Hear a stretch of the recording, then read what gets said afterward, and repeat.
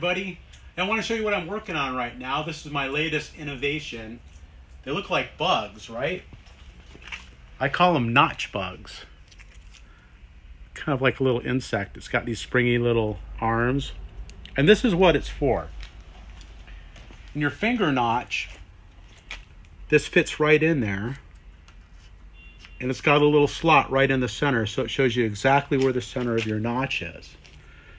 So now we can measure over from the edge to that little line and see exactly how far it is and see how good of a job they did at making it land on layout. See, this is supposed to be 3 inches from this edge, but actually it's more like 3 1/8 strong.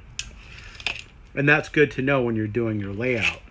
Also, the notch bug is exactly 1 1/4 inches long. So when we stick it into the finger notch, we can see if it sticks past a little bit, that our finger notch is a little bit shallow.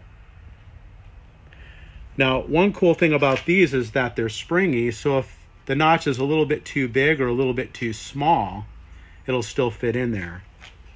And then we can measure over from the edge of the glass right to that line. It'll tell me it's exactly, 8 15/16 from the edge of the glass to the center of the notch.